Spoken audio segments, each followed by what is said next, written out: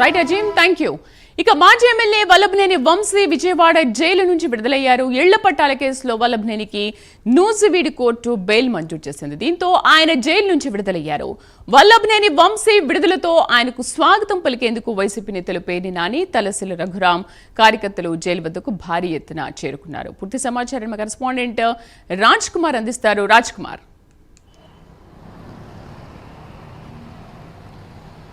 శ్రీదేవి, ఏదైతే మాజీ ఎమ్మెల్యే వల్లభనేని వంశీ కొద్దిసేపటి కిందటే విజయవాడ జిల్లా జైలు నుంచి విడుదలైనటువంటి పరిస్థితి ఉంది. ఈ క్రమంలో వల్లభనేని వంశీని పరామర్శించేందుకు, ఎందుకంటే దాదాపు ఫిబ్రవరి 12వ తేదీన వల్లభనేని వంశీని విజయవాడ పటమట పోలీసులు సత్యవర్ధనకి సంబంధించి కిడ్నాప్ కేసు విషయంలో వల్లభనేని వంశీని అదుపులోకి తీసుకున్నారు. ఈ అదుపులోకి తీసుకున్నటువంటి క్రమంలో దాదాపుగా ఒకటి తర్వాత ఒకటి వల్లభనేని వంశీకి సంబంధించినటువంటి కేసుల చిట్టా అంతా కూడా పోలీసులు ఒక్కటొక్కటిగా కూడా ఆయన మీదకు ఒక్కొక్క కేసును తీసుకురావడం జరిగింది. ప్రధానంగా ఈ కేసులన్నిటి అంశం మీద గతంలో ఉన్నటువంటి ఆరోపణలన్నిటిపైన కూడా వల్లభనేని వంశీ గత వైఎస్ఆర్ కాంగ్రెస్ పార్టీ అధికారంలో ఉండడంతో ఆయన అన్నింటినీ కూడా కొన్ని కేసులు పక్కదో పట్టించారు.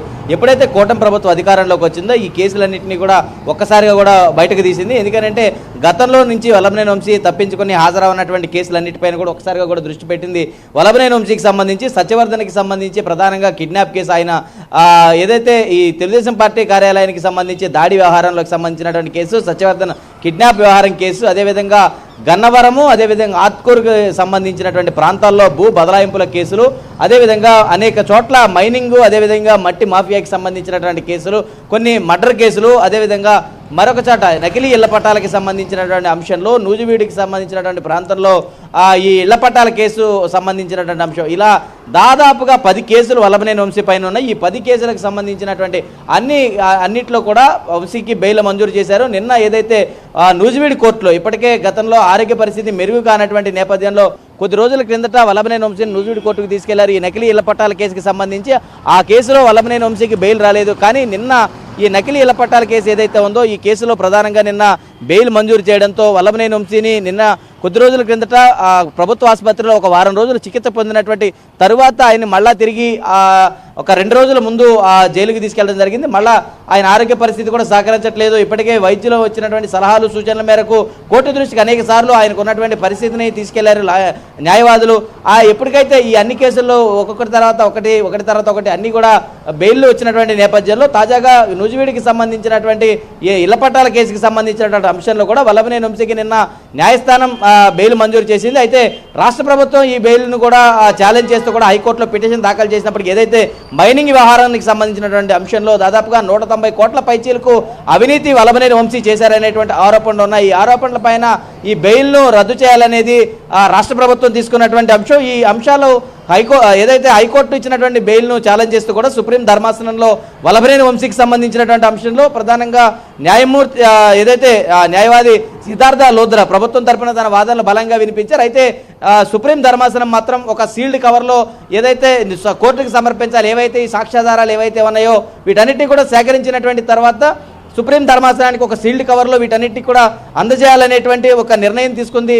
ఈ క్రమంలో సిద్ధార్థ లోద్రా వాదనలు వినిపించినటువంటి తర్వాత దాదాపుగా 17వ తేదీ వరకు కూడా ఈ వాదనలు ఉంటాయి. 17వ తారీఖు వరకు కూడా వాయిదా వేసినటువంటి పరిస్థితి ఉంది.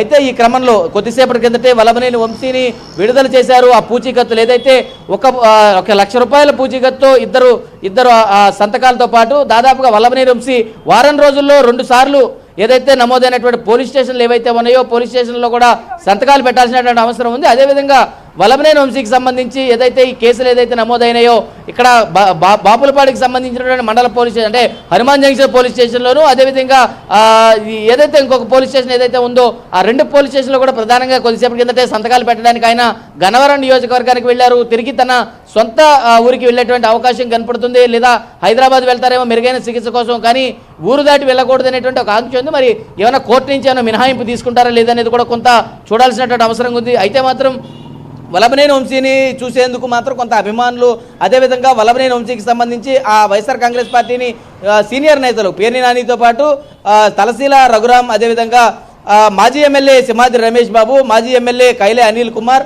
అదేవిధంగా వైఎస్ఆర్ కాంగ్రెస్ పార్టీకి సంబంధించి మరి కొంతమంది సీనియర్ నేతలందరూ కూడా వచ్చినటువంటి పరిస్థితులు ఉన్నాయి. కాబట్టి మరి చూడాలి ఈరోజు వల్లభనేని వంశీ విడుదలైనటువంటి తర్వాత తాజాగా ఉన్నటువంటి పరిస్థితులు గన్నవరం నియోజకవర్గంలో మళ్ళీ ఆయన తిరిగి గన్నవరం నియోజకవర్గంలో వైఎస్ఆర్ కాంగ్రెస్ పార్టీని ఏ విధంగా ముందుకు తీసుకెళ్తారు, ఏ విధంగా అన్ని అంశాలు కూడా ఉండబోతున్నాయనేది కూడా కొంత వేచి చూడాల్సినటువంటి అవసరం ఉంది. శ్రీదేవి.